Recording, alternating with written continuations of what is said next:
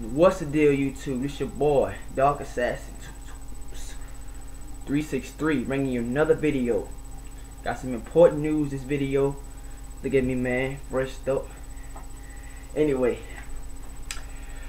Walmart right now has a pre-Black Friday event. Now I know on the games for sure. I'm thinking that it's like as an overall event, you know, for not just games, not just accessories, but like items in general, I guess. But I know for the games, I did get a chance to look at some of the games, and some of the games like Killzone, I think it dropped to 37 bucks. So they are some price drops as of right now. So I mean, this is what I know from Walmart's perspective, that I know they're having a Black Friday event. I don't know about Best Buy and all that, but I know Walmart's doing it, which to me is going to help them out a little bit as far as money goes, because come on guys, I mean, it's Black Friday. Everybody loves Black Friday. So I mean, to me this is a nice little setup to get ready for the upcoming when Black Friday actually hits, which will be this Friday. Let me see. It'll be the day after Thanksgiving. I wanted to check something right quick. Just give me a minute.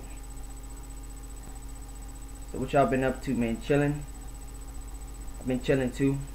Okay, today is the 23rd, so next week Black Friday will be here on the 29th of Friday, cause Thanksgiving is that Thursday on the 28th. Happy Thanksgiving, by the way, too, guys. So yeah, Black Friday is coming, and Walmart has a pre-Black Friday event where you can get, better prices on, I guess, items in general. But I looked at the games for sure, so advise you to go check out, get some items, and before the actual event starts. And hope you guys don't miss Black Friday, because I will be attending, and I'm most likely hoping to get a PS4 at the time. If not, I'll wait till my birthday, which is on the 23rd of December, to get one. But I'll have one, before January, because that, everybody's practically getting ready. I have Killzone already. I just gotta get these. I just gotta get the PS4. Excuse me. Anyway, I want to talk about I guess a very important topic. I just got the gaming news out the way. Some of the gaming news. I got the new gaming form that I'm gonna talk about maybe in another video. It's the newest one. I got it today. Anyway, I want to talk about hip hop topic right now. A lot of you guys thought Ice Cube was a gangster. Well, Ice Cube was not really a gangster. He was more of a lyricist. Well, if you look at America's Most Wanted, the album that he did do, it showed the most lyricism and him coming gangster, to the core. But as far as actually living that, Cube was not really from the streets. Now if you look at Eazy-E, Eazy so dope, he murdered. He was from Kelly Park, Compton. I mean, I look at it as like this. You can't say Ice Cube was better than Eazy. Yeah, he did help, right? So he was the lyricist of the NWA group. He was. But Eazy was the founder, because how much was it? $5,000, I believe, that Eazy put into the company, Ruthless Records. You see, guys, I know what I'm talking about. I'm just saying that my favorite two rappers of all time is Eazy-E and Tupac, because they were living all this stuff. Anybody can come gangster, which Cube did, and then Cube flipped over. He had a couple of great albums. What? Death Certificate. He had Lethal Injection. He had America's Most Wanted.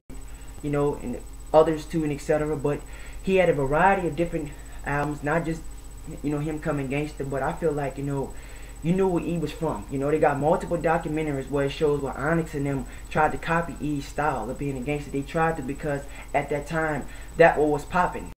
Being a gangster, in the 80s and the 90s was, a great thing, because people was telling their life at a street perspective and some at the political perspective. Like, okay, well, E and Tupac had this theory where, okay, you see people, you see the politics, getting over. What you gonna do about it?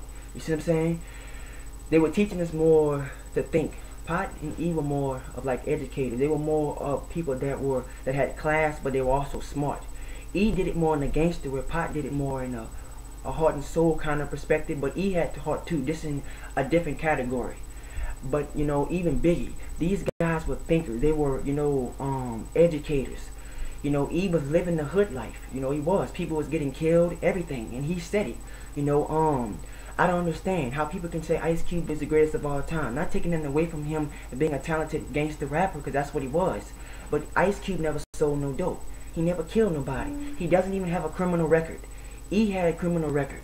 He really was a gangster. And so was MC Ren. MC Ren was selling dope as well. So all I'm saying is that, and then, you know, Dr. Dre, he produced. He was the producer of the group. So he was not even for. He was never a gangster. He never knew anything about that. He didn't know nothing about that until he hooked up with Easy anyway. And then, you know, Tupac was amazing, dude. You know, he was living all that. Even Biggie, these guys, Biggie, Eazy-E, and Tupac will be the future of hip hop if they would still be here now. I mean, because you had the greatest hardcore rapper and gangster and godfather of gangster rap, which was Eazy-E, and then you had Tupac. I mean, this dude had so much of knowledge. I mean, knowledge, man. I mean, just educating. And then Biggie, I mean, had so much of flow. I mean, it was amazing. You know, these guys, all three of these guys are my favorite. But I'm just telling you, people like Ice Cube, I mean, Ice Cube ain't hitting on nothing. He didn't went faggot. So I'm not trying to be mean. I'm just pointing out, you know, the absence of talking about with hip hop. I'm saying that he never really was a gangster. He never really was. He never sold no dope. He never killed nobody. So you can get mad and argue me all you want, but I mean, you know I'm telling the truth. You guys know I'm right. Eazy-E was an OG for sure. All Cube and Dre and them did was lie about the ends, talking about the ends wasn't right. Talking about they asked Jerry Heller to see the contract, and Jerry Heller told Ice Cube, well, you can look at the contract, you can sign the contract, but you can't look at it. And so Cube got mad and got a hissy fit. And then, you know, Dr. Dre, you know, left too, talking about because the ends wasn't right. But Eazy on his own has some great albums, like Straight Off the Streets of Compton. You know, I like the one, the Real G's, the album where he had that one on. So I mean, he was very talented, and he was hardcore, and you could feel everything he was saying because he was living all of it. And then, let me tell you, what really made it was amazing when he made a poem called Any Last Words. You know, where I believe that's what it was called. Yeah, Any Last Words, where he talked about if you got a mind, gotta use it. So he was a poet too.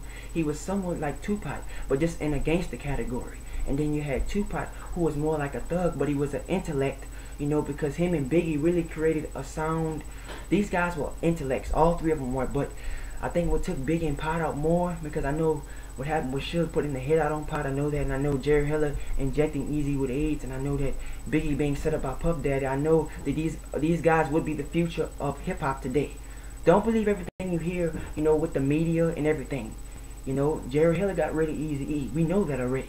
Biggie, there's constant interviews where Biggie said, you know, when they were at the tunnel, it was that Friday before E got sick, and Biggie said that he didn't see any symptoms, nothing wrong with E. And normally when the AIDS break down, you know, break down your immune system, you start to see it. I know E didn't die from no AIDS. And then Tupac was set up by Suge because I guess he got tired of Pot always arguing with him and other things too. And then, you know, Biggie being set up by Puff Daddy. I know the whole story. You already know that. So I mean, I'm just letting you guys know. Anyway, last thing in the video, I want to show you guys something. I never got a chance to finish, you know, going over, but here's my you may not can see it all the way, but here's my this is what I was going to with martial arts right here. Here's the white belt because I was just getting into training, so I'm hoping to go back pretty soon. But I have been working out and stuff, doing my push-ups and everything, and just you know, still training with my dad and everything, because my dad was an MMA fighter and my uncle's a boxer. So, you know, here it is. So that's about it for this video.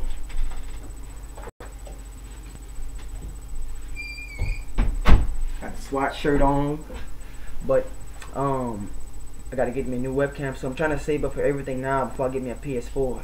So, are you guys going to Black Friday, and are you going to the pre-event that Walmart has right now?